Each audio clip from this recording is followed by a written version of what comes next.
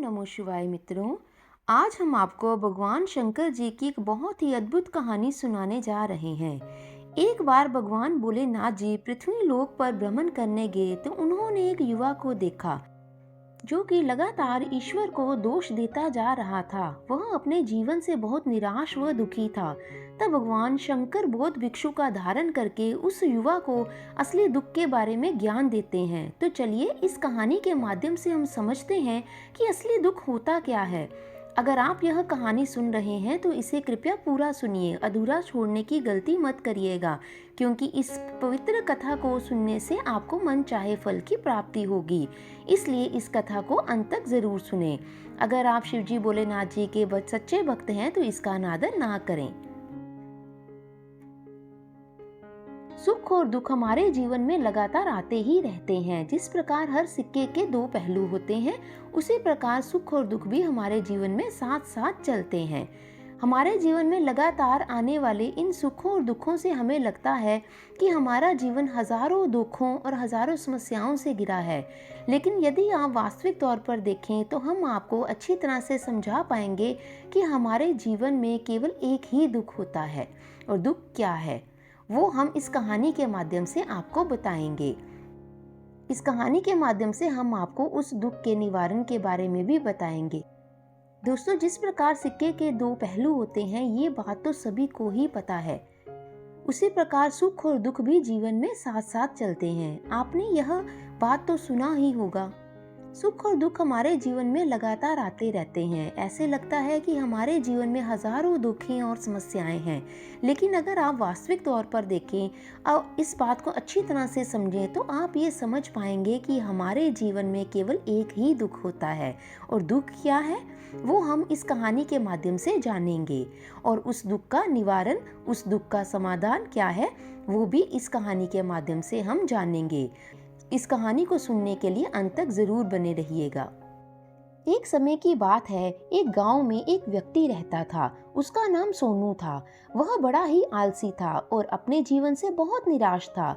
और उसका कारण यह था कि उसने अब तक अपने जीवन में कुछ भी हासिल नहीं किया था। वो कुछ भी नहीं करता था। उसके घर वाले भी उसकी इस बात से बहुत परेशान रहते थे। वे चाहते थे कि वे बाहर जाके कुछ अच्छा काम करे, अच्छी नौकरी करे, लेकिन वह किसी की नहीं सुनता था। उसके घर वाले उसे दूसरों का उदाहरण देकर हमेशा ताने मारते रहते थे, उसे तरह तरह की बातें कहते थे, लेकिन उस पर कोई फर्क नहीं पड़ता था।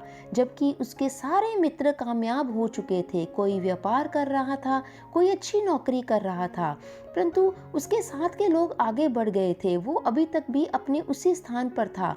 सोनू उनसे घबराकर भी, उनसे चिढ़कर भी कुछ भी नहीं करता था, जिस कारण जब भी वो लोग मिलते तो वो लोग अपनी बढ़ चढ़ कर बड़ाई किया करते थे। लेकिन सोनू पर कोई असर नहीं होता था। कोई उससे पूछता तुम क्या कर रहे हो, तो वह कुछ भी नहीं कहता था। उसे यह कहने में भी बहुत शर्म महसूस होती थी कि वो कुछ नहीं करता। वह हमेशा सबसे केवल एक ही बात कहता था कि मैं कोशिश कर रहा हूँ, लेकिन उसकी कोशिशों का कोई भी खर्च किसी को नजर नहीं आ रहा था। देखते ही देखते वह समय आ चुका था कि सोनू सभी से मुंह छुपाता फिर रहा था, ताकि उससे ये कोई ना पूछे कि तुम क्या कर रहे हो, जिस कारण वो किसी के सामने भी नहीं आता था। धीरे धीरे उसका मन दुखी होने लगा। अब वो बहुत निराश रहने लगा था। उसे अब प्रतीत होता था मानो वह इस धरती पर बोझ है, जिस कारण वो अपने आप को बहुत अकेला महसूस करने लग पड़ा। बहुत तन्हा तन्हा सा वो रहता था। एक दिन तो उसने अपने मन में यह विचार तक उत्पन्न कर लिया कि मेरे हाथों में तो कुछ नहीं है, मैं क्या कर सकता हूँ। अकेले बैठकर वही रोता रहता और भगवान को दोष देता रहता। एक दिन छुपता छुपाता वह घर से निकलकर कहीं जा रहा था। तभी उसने रास्ते में देखा कि बौद्ध भिक्षु लोगों को प्रवचन दे रहे हैं और प्रवचन में वो दुख की बातें कर रहे हैं। सोनू कुछ देर के लिए अपना मुंह छिपाकर वहीं पर खड़ा हो गया, ताकि उसे कोई देखे नहीं, और चुपचाप उन भिक्षुओं की बातें सुन रहा था। बौद्ध भिक्षु सभी को प्रवचन में कह रहे थे कि दुख हमारा सबसे बड़ा साथी है। हमें दुख अपने जीवन के बारे में समझाता है और हमें सही जीने का तरीका बताता है। ये हमारे गुरु की तरह है जिससे हमें सीखना चाहिए। आप चाहें तो अपने जीवन में अपने दुखों को अपना गुरु बना सकते हैं और उनसे सीख सकते हैं, या फिर आप चाहें तो अपने दुखों पर बैठकर रो सकते हैं। लेकिन इससे आपको कोई लाभ नहीं मिलेगा, बल्कि आप दिन ब दिन कमज़ोर होते जाएंगे, निराश होते जाएंगे। सोनू छुप छुपाता उन भिक्षुकों की बातें सुनता रहा और जैसे ही वो उपदेश खत्म हुआ तो वो उन भिक्षुकों के पास पहुंचा। उन्हें प्रणाम करके कहता कि महात्मन, अभी आप कुछ देर पहले दुख को बुरा बता रहे थे। आप कह रहे थे कि दुखों से हमें कुछ सीखना चाहिए, हमें उन्हें अपना गुरु बनाना चाहिए। लेकिन मैं भी अपने दुखों से बहुत परेशान हूँ, अपने जीवन से बहुत परेशान हूँ। मैंने अब तक जो भी दुख झेला है, मुझे तो ऐसा प्रतीत नहीं हुआ कि दुख मुझे कुछ सिखा रहे हैं, बल्कि मुझे तो हमेशा यही लगता है कि वो मुझे पीड़ा पर पीड़ा दे रहे हैं, तकलीफ दे रहे हैं। पर दुख की पीड़ा बहुत ही भयंकर होती है। ऐसा लगता है अब इसके बाद हमारा जीवन समाप्त हो जाएगा, इसके बाद हमें कुछ भी नहीं मिलने वाला, और यहाँ तक कि हमें मृत्यु भी उसके सामने कम लगती है। जब लोग ताने मारते हैं, ये कहते हैं कि तुम क्या कर रहे हो, तो मन को बहुत ठेस पहुंचती है। सोनू की ये सारी बातें सुनकर वो बौद्ध भिक्षुक सोनू से कहते हैं, बेटा तुम्हें क्या दुख है और तुम दुख के बारे में ऐसी बातें क्यों कर रहे हो। सोनू ने अपने ऊपर इन सभी बातों को बताते हुए उन भिक्षुकों को सारी बातें बता दी और कहने लगा कि महात्मा, क्या आपके पास मेरे दुख का कोई समाधान है। सोनू की यह बात सुनकर वो बौद्ध भिक्षु मुस्कुराने लगे और सोनू से कहते हैं कि बेटा, जब तुम्हारे जीवन में कोई असली दुख आएगा तो तुम मेरे पास आना, तब मैं तुम्हें इसका इलाज अवश्य बताऊंगा। सोनू कुछ आश्चर्य में पड़ गया। उसे समझ नहीं आ रहा था कि क्या अब तक इसने जो झेला है वो दुख नहीं है, क्या वो असली दुख नहीं है। जो अब तक वो पिरोए जा रहा था, जब तक वो ताने सुन रहा था, उसने जो इतनी तकलीफें सहन की है, क्या वो दुख नहीं है। आगे वो अपने मन से कहता है कि जब मुझे अपने मन की बात ही समझ नहीं आ रही तो बौद्ध भिक्षु मुझे क्या समझाएंगे। इतना सोचकर वो वहां से चला गया। सभी लोगों के ताने फिर से सोनू को सुनने लगे और वो निराश हो चुका था, थक चुका था, जिस कारण उसने निर्णय लिया कि वह अब कुछ करके दिखाएगा। उसने अपने पिता से थोड़ा सा रुपया लिया और उन रुपये से एक व्यापार शुरू किया। उसके पिता बहुत खुश थे कि कम से कम मेरा बेटा कुछ करने का प्रयास तो कर रहा है, लेकिन उसे व्यापार में कोई सफलता नहीं मिल रही थी, जिस कारण वो बहुत ही हताश हो चुका था। वह बहुत निराश हो चुका था। उसे ये समझ नहीं आ रहा था कि वह अब क्या करे, किस तरह से अपने व्यापार को आगे बढ़ाए। तभी उसने अपने पिता से सारी बात बताई तो पिता ने कहा, बेटा कोई बात नहीं, प्रयास करते रहो, एक दिन तुम्हें अवश्य सफलता मिलेगी। सोनू ने अपने पिता की बात मानी और व्यापार में फिर से कड़ी मेहनत करने लगा। धीरे धीरे उसे सफलता मिलने लगी और उसने ऐसी रफ्तार पकड़ ली कि देखते ही देखते 3 सालों के अंदर एक बहुत बड़ा वो व्यापारी बन गया। अब उसके पास धन दौलत की कोई कमी नहीं थी। जो लोग उसे नापसंद किया करते थे अब उसे पसंद करने लगे। अब सब उसकी चिंता करते थे, उसके कार्यों की सराहना करते थे। उसके माता पिता भी अपने बेटे से बहुत खुश थे। उसकी सफलता से वे अत्यंत प्रसन्न थे। धीरे धीरे सोनू के मित्रों की संख्या भी बढ़ती जा रही थी। सोनू के कुछ मित्रों ने उसे ये भी सलाह दी कि उसे अपना व्यापार और तेजी से बढ़ाना चाहिए, उसे और आगे बढ़ाकर लेकर जाना चाहिए। जब तक तुम आज इस नगर के सबसे बड़े व्यापारी नहीं बन जाते, तब तक तुम इसे बढ़ाते रहो। इतने सारे लोग सोनू के साथ थे तो सोनू बहुत ही खुश हो रहा था। लोग तुमसे मिलने के लिए समय निकालेंगे, यहाँ तक कि इस राज्य का राजा भी तुमसे मिलना चाहेगा। इस तरह की लोग उसको बढ़ चढ़कर बातें बता रहे थे कि ताकि वो अपने व्यापार को और बढ़ाए। लोग तुमसे धन लेने के लिए आएंगे। सोनू को अपने दोस्त की ये बातें बहुत पसंद आई। सोनू ने सोचा कि मेरे मित्र सही कह रहे हैं, मुझे अपने व्यापार को और बड़ा करना चाहिए और उसे और ज़्यादा फैलाना चाहिए ताकि हर कोई जान सके और मुझे पहचान सके। उसने बिना देरी किए अपने समय को बिना व्यर्थ गवाए व्यापार में और मेहनत करने की कोशिश की, लेकिन अब की बार उसके मन में धैर्य नहीं था, जिस कारण उसने कुछ अनुचित कदम उठा लिए ताकि उसका व्यापार जल्दी से बड़ा हो जाए। उसने कई लोगों से अधिक मात्रा में धन उधार ले लिया, जिससे उसके ऊपर अब काफ़ी कर्ज हो चुका था। और इतना ही नहीं, तो यहाँ तक वो रुका ही नहीं, उसने अधिक से अधिक मुनाफा कमाने के चक्कर में अपने माल की गुणवत्ता को और ख़राब कर दिया, जिससे अब उसके माल में भी वह बात नहीं रह गई थी जो पहले हुआ करती थी। लेकिन वह अपने मित्रों की बात सुनता रहा, वो उसे भड़काते रहे और वो उनकी बातों में आता रहा। सोनू यहाँ तक कि उसने अपने व्यापार को और भी तीव्रता से बढ़ाने के लिए अपने दूसरे छोटे व्यापारियों के खिलाफ षड्यंत्र भी रचना शुरू कर दिया, जिस कारण उसके मन में अब पहले जैसा सुकून नहीं था। उसे अब रातों की नींद नहीं आती थी। वह केवल एक ही विचार में लगा रहता था कि किस तरह से उसका व्यापार पूरे राज्य में फैल जाए और वह राज्य का सबसे बड़ा व्यापारी बन जाए, जिस कारण वह दिन रात केवल इसी मेहनत में लगा रहता और किसका व्यापार जल्दी से जल्दी बड़ा हो जाए, इस तरह से वो मन में सोचता रहता। हालांकि उसके पास सब कुछ था, अच्छा घर था, नौकर चाकर, घर, सुविधाएं, सुख सुविधाएं सब, लेकिन उसके बावजूद भी इन चीज़ों का वो लाभ नहीं उठा पा रहा था, क्योंकि उसका पूरा ध्यान अपने व्यापार को और उन्नति पर ले जाने को था।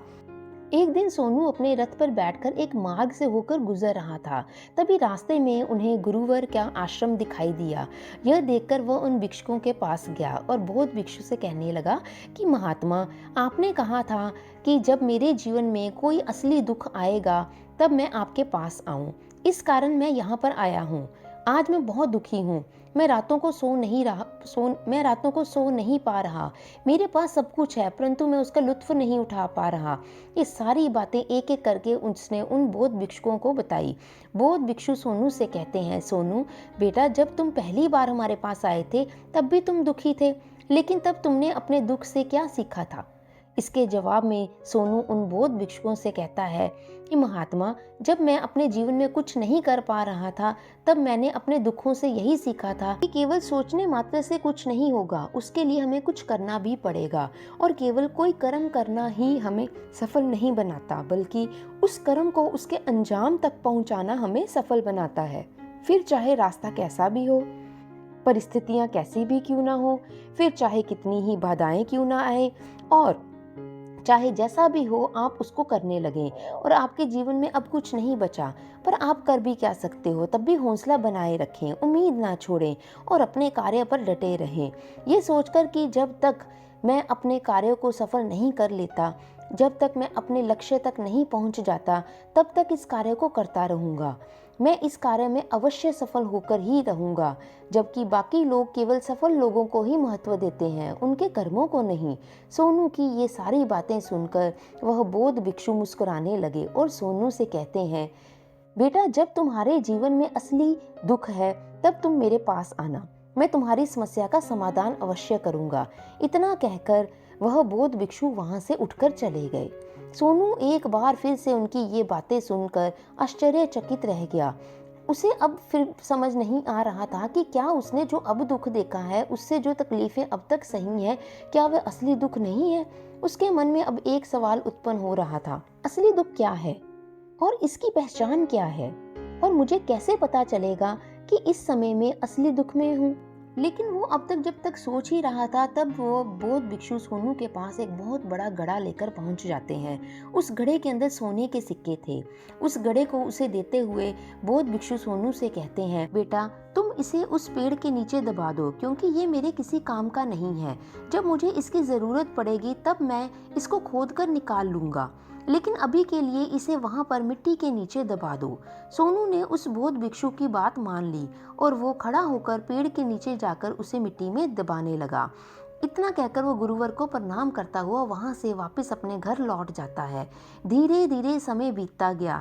समय के साथ साथ सोनू व्यापार में और भी ज्यादा उन्नति कर चुका था, लेकिन माल की गुणवत्ता अच्छी ना होने के कारण अब उसके व्यापार में घाटा होने लगा और धीरे धीरे ऐसी समस्याएं आने लगी कि उसका व्यापार पूरी तरह से चौपट हो गया। उसके पास कुछ भी नहीं बचा था, बल्कि उसने जो कर्जा भी लिया था वो भी चुकाने में वो असमर्थ था। ये सोचकर वो बहुत ही परेशान होता जा रहा था कि उस कर्जे से उसको क्या मिलेगा। अब उस कर्जे को लौटाने में उसकी सारी कारें, सारा घर सब कुछ लुटता जा रहा था। अब वो मित्र जो उसकी साथ दे रहे थे, अब वो भी उसका साथ छोड़ चुके थे। जो मित्रों ने उसका साथ दिया था, अब वो उससे पैसा वापस मांग रहे थे। अब कोई भी उसका अपना नहीं रहा। मित्रों ने उसका साथ छोड़ दिया था। सोनू ने उन मित्रों से मोहलत मांगी, परंतु किसी ने मोहलत तक नहीं दी। उसे जान से मारने की धमकी देने लगे।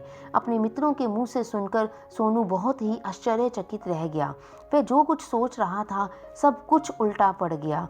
जो मित्र उसके साथ चल रहे थे और उसको व्यापार में और धनी बनाने के लिए उसके शुभचिंतक बने हुए थे, आज हर कोई उससे पीछा छुड़ाना चाहता था। अब उसका कोई भी साथ नहीं दे रहा था। धीरे धीरे उसकी सारी संपत्ति अब वह सड़क पर आ चुका था। उसने हार मानकर अपने माता पिता से कहा, पिताजी मेरी मदद कीजिए, मेरे ऊपर बहुत बड़ा कर्जा है, मुझे चुकाना है, मुझे थोड़ा सा धन दीजिए। पिताजी ने सोनू से कहा, बेटा मेरे पास तो अब कुछ भी नहीं है, ले देकर एक छोटा सा घर बचा है, अगर तुम्हें चाहिए तो तुम इसे ले लो। इसे कहते हो तो बेच देता हूँ, पर मैं और तुम्हारी माँ फिर कहाँ रहेंगे, दर दर की ठोकरें खाएंगे, हमें भी सड़कों पर भीख मांगनी पड़ेगी। इसे ले देकर हमारे पास और कुछ भी नहीं बचेगा, अब तो हमारी कोई संपत्ति भी नहीं बची है, इसलिए मैं तुमसे क्षमा मांगता हूँ। पिताजी के माताजी के मुख से ये वचन सुनकर सोनू बहुत ही हैरान हुआ और चुपचाप वहाँ से चला गया। अब सोनू मन ही मन सोच रहा था कि उसके पास तो कुछ भी नहीं बचा, जो था वो सब उसका लुट गया, बर्बाद हो गया। अब उसके पास जीवन का एक ही रास्ता है कि अपने कर्जदारों से पीछा छुड़ाने के लिए वो अब मौत का द्वार ढूंढ ले। वो एक ऊंची पहाड़ी पर चढ़ता ही जा रहा था कि तभी उसे याद आया कि उन बौद्ध भिक्षुओं ने कहा था कि जब तक तुम्हें असली दुख दिखाई ना दे तुम मेरे पास मत आना। अब क्या मेरी समस्या का समाधान इस दुख से हो सकता है? सोनू यह सोचकर मन ही मन में आगे बढ़ता जा रहा था। अब उसके मन में एक लहर दौड़ी कि शायद उन बौद्ध भिक्षुओं के पास इस समस्या का समाधान हो। तो वो प्रणाम करके उन भिक्षुओं के पास पहुंचा और कहने लगा कि महात्मा, आपने कहा था कि जब मेरे ऊपर असली दुख आएगा तब आप उसका समाधान अवश्य बताएंगे। तभी उसने बौद्ध भिक्षुओं को अपनी सारी बात बता दी। वो फिर इसको सुनकर मुस्कुराने लगे और कहते हैं, बेटा कहाँ है ये असली दुख? जब तुम्हारे ऊपर जीवन में असली दुख आएगा तब मैं उसका समाधान अवश्य करूंगा। उन बौद्ध भिक्षुओं की बातों को सुनकर सोनू को सब्र का बांध टूट गया और सोनू ने उन भिक्षुओं से कहा कि महात्मा, आखिरी में असली दुख होता क्या है? क्या मैंने आज तक जो भी दुख झेला है, जो भी तकलीफें सही है, क्या वो मैंने यूं ही सही है? क्या ये दुख नहीं है? क्या आप इसे दुख नहीं समझते? तभी उन भिक्षुओं ने सोनू से कहा, बेटा पहले तुम मुझे ये बताओ कि तुमने अपने दुख से क्या सीखा। इसका जवाब देते हुए सोनू उन बौद्ध भिक्षुओं से कहता है कि महात्मा, मैंने तो यही सीखा कि इन दुखों में पड़ते हुए मैंने उन जूनों को भी पार कर लिया कि दुख आगे ही बढ़ते जा रहे हैं और लोग मुझे इस तरह से धोखा दे रहे हैं और मेरे अब साथ में कोई भी नहीं खड़ा। अब लोग मुझसे फ़ायदा उठाने की बजाय मुझे और लूट रहे हैं। अब कोई भी मुझ पर भरोसा नहीं कर रहा। अब इस सफलता के सामने जब मेरी असफलता दिखाई दे रही है तो वही लोग मेरे मित्र मेरे सामने खड़े हैं जो मुझे बर्बाद होने के लिए देख रहे हैं। तो भिक्षुओं ने सोनू को बताया कि जब तुम कोई कार्य कर रहे हो तो उसे पूरी ईमानदारी से करो। अपने लक्ष्य पर पहुंचने के लिए तुम कोई षड्यंत्र ना रचो, क्योंकि ऐसा करने से तुम्हारे साथ बुरा ही होगा। तुमने गलत रास्ता चुना है, इससे तुम हमेशा नुकसान में ही रहोगे। सोनू ने कहा, आपने ही कहा था जब मेरे ऊपर असली दुख आएगा तब आप उसका समाधान करेंगे। बौद्ध भिक्षु सोनू की इस बात को सुनकर मुस्कुराने लगे और कहते हैं, बेटा कहाँ है असली दुख?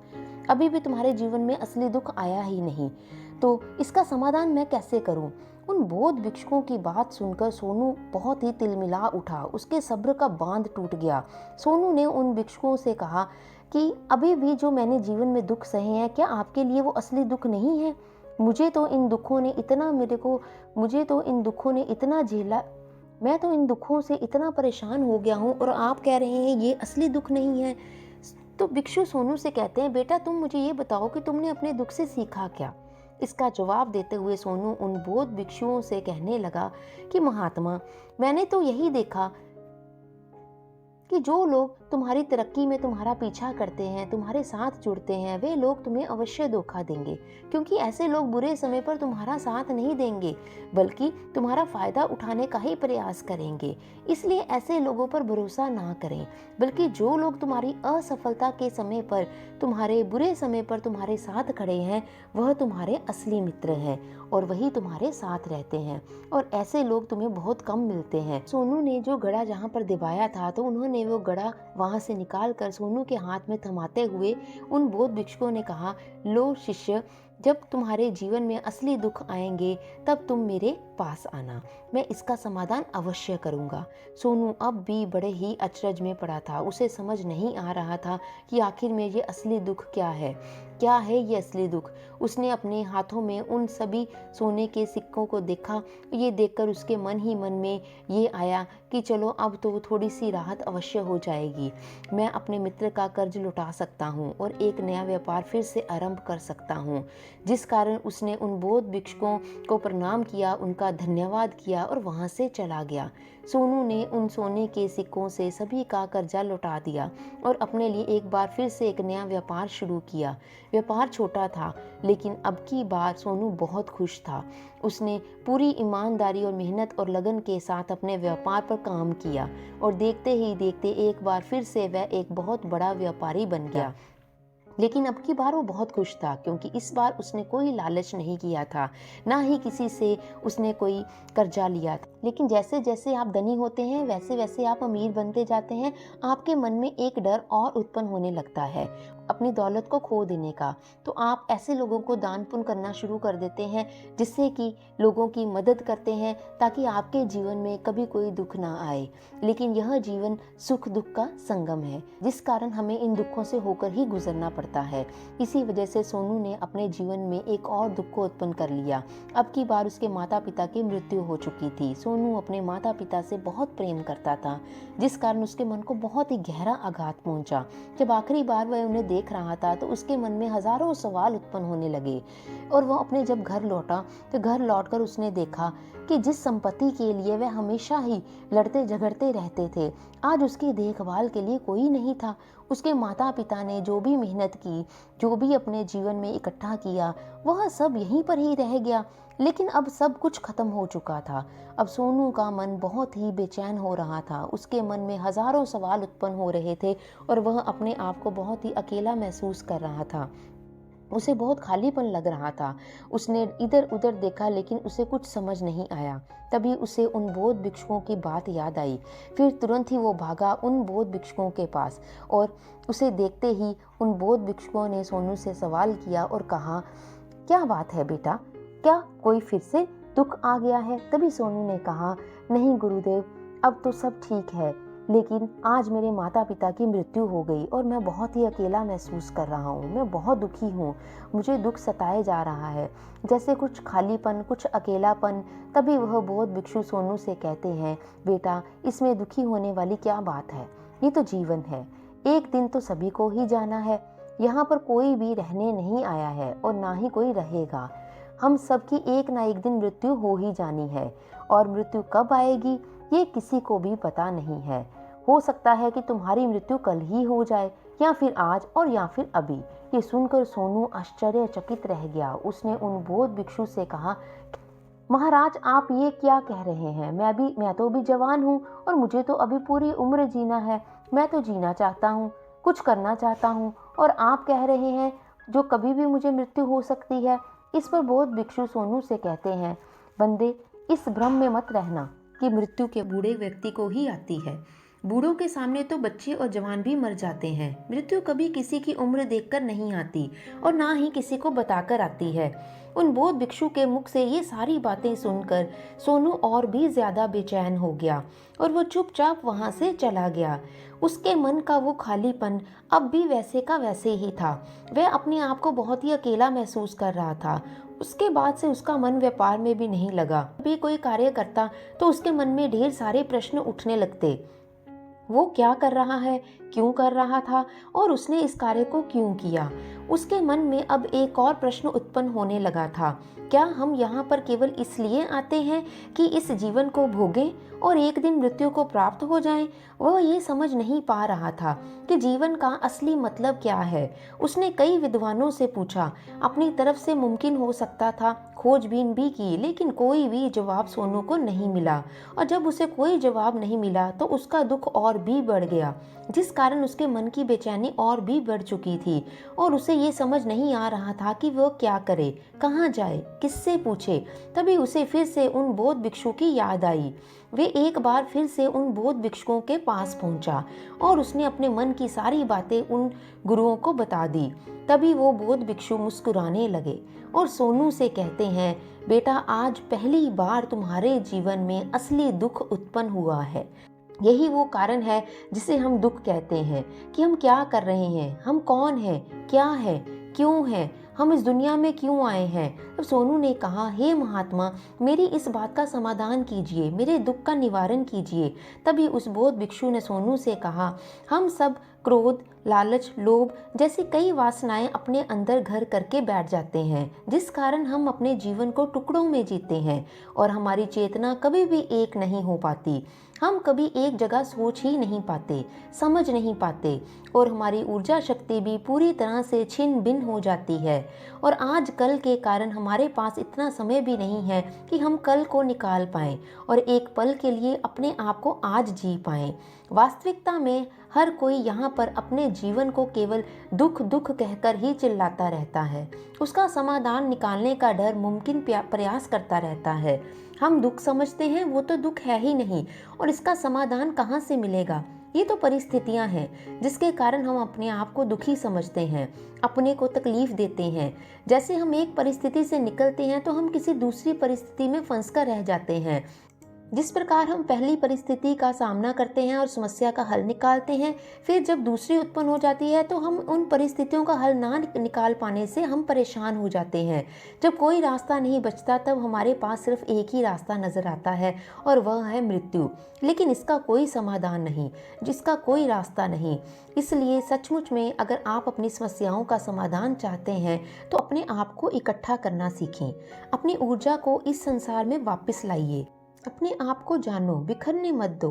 तभी भोलेपन से बौद्ध भिक्षुओं को वो बताता है कि महाराज, मुझे तो शक है कि क्या मुझे इस जीवन को जीना ही नहीं चाहिए, क्या अपनी इच्छाओं को पूरा नहीं करना चाहिए। तभी वह बौद्ध भिक्षु सोनू के इस सवाल का जवाब देते हुए कहते हैं कि हमें किसी से भी लगाव नहीं रखना चाहिए। इस जीवन में हमें इच्छाओं को मार देना चाहिए, क्योंकि हम मनुष्य की इच्छाएं, कामनाएं, वासनाएं ऐसी ही होती हैं जैसे मानो कि एक पर्वत से गिरता हुआ झरना, जिस पर किसी का कोई नियंत्रण नहीं होता सिवाय देखते रहने के और परेशान होने के। लेकिन जब तुम अपने ऊपर ध्यान देने लगते हो तब तुम अपने आप को पहचान जाते हो, समझ जाते हो, तब तुम इस पर नियंत्रण पा सकते हो। तब इच्छाएं भी तुम्हारे वश में हो जाती हैं और फिर तुम जो चाहो उन इच्छाओं की पूर्ति भी अवश्य कर सकते हो। गुरुदेव की ये बातें सुनकर सोनू ने गुरुदेव से कहा कि महात्मा जी, आपका बहुत बहुत धन्यवाद। आपने मेरी सबसे बड़ी समस्या का समाधान आज कर। मैं आज से अपने आप को एकत्रित करूंगा। गुरुदेव, मानव शरीर में बहुत ऊर्जा है, बहुत शक्ति है, पर वह बेकार के कामों में लग जाती है, जिस कारण हमारा जीवन ही बेकार हो जाता है और इन चीज़ों में लगा रहता है। लेकिन हम कभी भी अपने ऊपर ध्यान ही नहीं देते, हम कभी भी अपनी ऊर्जा को केंद्रित नहीं करते। अपने ऊपर कभी ध्यान ना देने से हमारा जीवन और दुखी हो जाता है। हम अपने जीवन में हमेशा अपने आप से, ऊपर वाले से सवाल करते रहते हैं कि हमारे जीवन में इतना दुख क्यों है। हम सभी के मन में ये सवाल तो अवश्य ही उठता है और इसका जवाब है कि वह ईश्वर यह चाहता है कि हम अपने जीवन के अंतिम दुख तक पहुंच सकें, उस गहराई तक पहुंच सकें। यहाँ पर हमें यह पता चल सके कि हमने अब तक इस बात को जान ही नहीं पाए कि हम आप क्या हैं। हमने अपने अंदर की ऊर्जा को पहचाना ही नहीं, जो शक्ति हमारे अंदर है हम उसको जानते ही नहीं। जब आप इसको समझ जाएंगे आप अपने आप को नियंत्रण कर पाएंगे। हम अपनी ऊर्जा का प्रयोग व्यर्थ की चीज़ों में करते हैं और अपने आप को कभी पहचान ही नहीं पाते और ना ही अपने आप पर नियंत्रण पा सकते हैं। लेकिन यदि आप अपने आप को जानना चाहते हैं, अपने आप को पहचानना चाहते हैं, तो पहले आपको खुद को एकत्रित करना होगा, अर्थात ध्यान लगाना होगा। ध्यान से ही आप अपने दुखों की उन समस्याओं का समाधान निकाल सकते हैं और तभी आप अपने आप को पहचान सकते हैं। हम आशा करते हैं आपको हमारी आज की ये वीडियो अच्छी लगी होगी। अच्छी लगी है तो लाइक और शेयर ज़रूर कीजिए। अपना ध्यान रखें, इसी तरह से हमारे साथ जुड़े रहें। धन्यवाद।